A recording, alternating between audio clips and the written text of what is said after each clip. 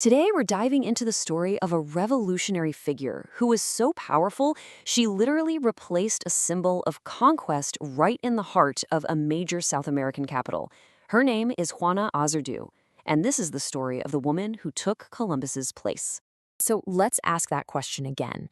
Who is powerful enough to replace Christopher Columbus?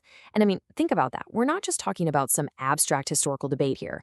We're talking about physically taking down one monument and putting up another one in a nation's capital. That is a huge statement. It's this profound act of, reevaluating history itself.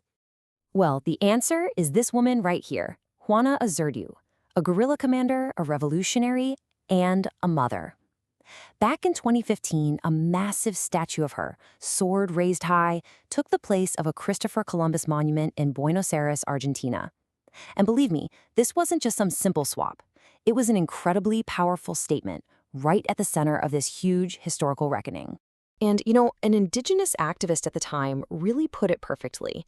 They said, to keep the image of Columbus there is to say we did not reject oppression, but to put Juana Azurduy there is emancipation, to cut the chains.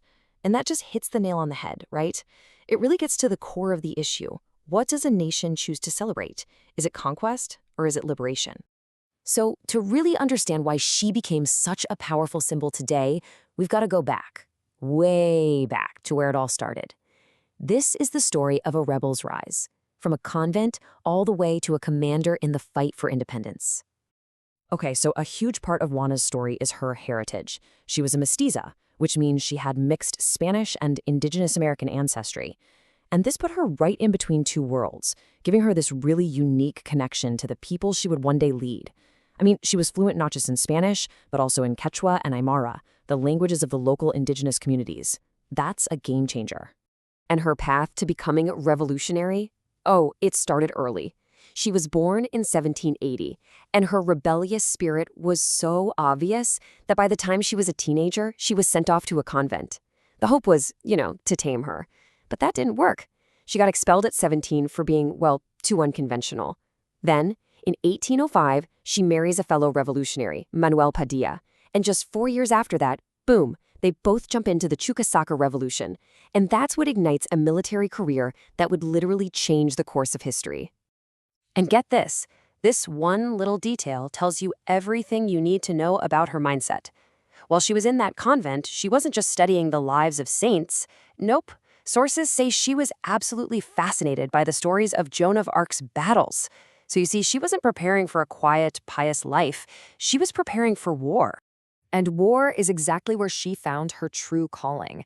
Which brings us to the absolute core of her story, her time as a guerrilla commander, forging a nation in battle during those long, brutal wars for independence from Spain. And just to give you a sense of the sheer scale of her leadership, at the height of her power, historians estimate she commanded an army of around 6,000 soldiers. Let that sink in. This wasn't some small local militia. This was a major fighting force in the war for South American independence, a force you did not want to mess with. By all accounts, she was an incredibly charismatic leader, always the one charging headfirst into battle. People knew her by her signature red jacket, and she had this reputation for being the first one on the battlefield and the absolute last to leave. You can just imagine how that kind of fearless leadership would inspire fierce, unwavering loyalty from her troops. And the stories about her, they're the stuff of legend. For starters, she led her own personal guard of female soldiers, the Amazonas. Then there's this one incredible story where she actually had to leave the battlefield to give birth, only to return to the front lines just hours later to rally her troops. Hours! And she's the one who personally led the charge that captured the Spanish royal standard from the famous Silver Mountain of Potosí. That act was so brave that General Belgrano, a major leader of the revolution, actually gifted her his own sword as a sign of respect. But this fight for freedom came at an absolutely unimaginable personal cost.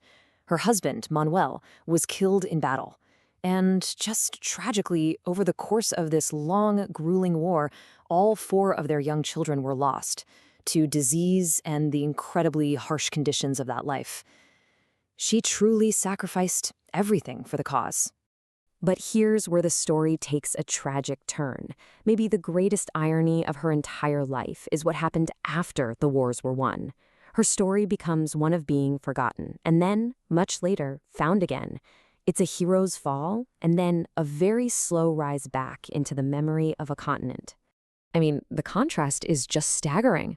During the war, she was a celebrated lieutenant colonel. She was praised by none other than Simón Bolívar himself, a commander of thousands. And after independence was won, the new government she helped create revoked her military pension.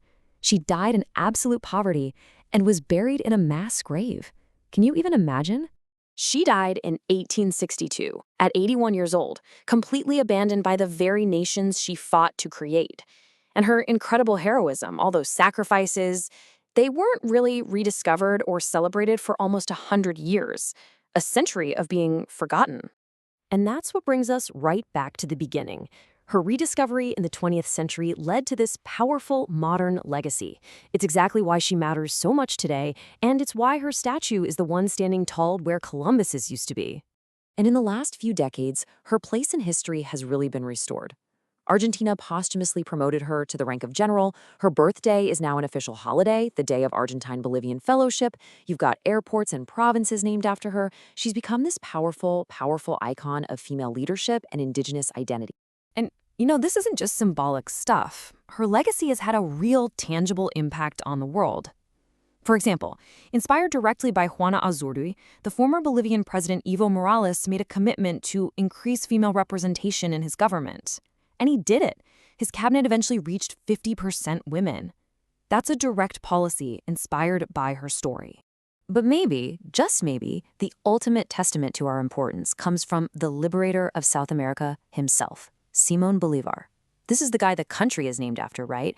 And after meeting her, he actually said this: "This country should not be named Bolivia in my honor, but Padilla or Azurduy, because it was them who made it free." Wow. I mean, what an incredible endorsement from one of the giants of history. And that really leaves us with a final, pretty powerful thought. If a hero this great, praised by Bolívar, a commander of thousands, can be completely erased from history for over a century, it just makes you wonder, right? Who else have we allowed to be forgotten?